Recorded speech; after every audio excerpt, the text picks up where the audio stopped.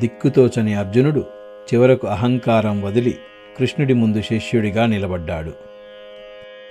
కార్పణ్యదోషోపహతః స్వభావః పృచ్ఛామి త్వాం ధర్మసమ్మూఢచేతాః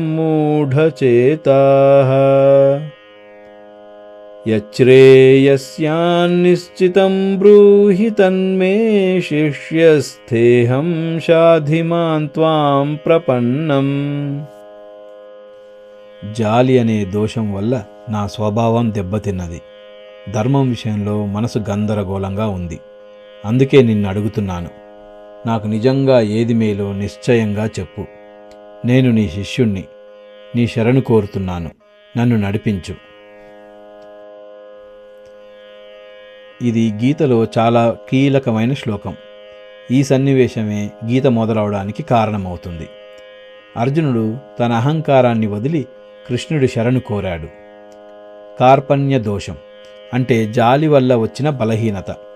జాలి చెడ్డది కాదు, కానీ జాలి బుద్ధిని కప్పేస్తే అది దోషమవుతుంది. అర్జునుడికి అదే అయింది. మనసు ధర్మం ఏమిటో చెప్తున్నా జాలి వల్ల వినలేకపోతున్నాడు. పెద్ద నిర్ణయం తీసుకోవాల్సి వచ్చినప్పుడు, ఉదాహరణకు ఉద్యోగం వదిలి వ్యాపారం పెట్టాలా వద్దా అని మనసు గందరగోళంగా ఉంటే మనం అనుభవం ఉన్న వాళ్ళ దగ్గరికి వెళ్తాం. అర్జునుడు అదే చేశాడు. నాకు నేను సమాధానం చెప్పుకోలేను, నువ్వు చెప్పు అని కృష్ణుడి దగ్గరకు వెళ్ళాడు. శిష్యస్థే అహం, నేను నీ శిష్యుణ్ణి అని చెప్పడం చాలా గొప్ప మాట. అహంకారం వదిలి గురువు దగ్గర శరణు కోరడం, అది నిజమైన జ్ఞానానికి మొదటి అడుగు.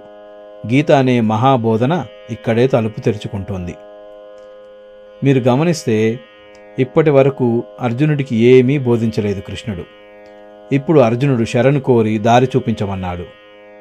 ఇప్పుడు 11వ శ్లోకం నుండి కృష్ణుడు మాట్లాడతాడు.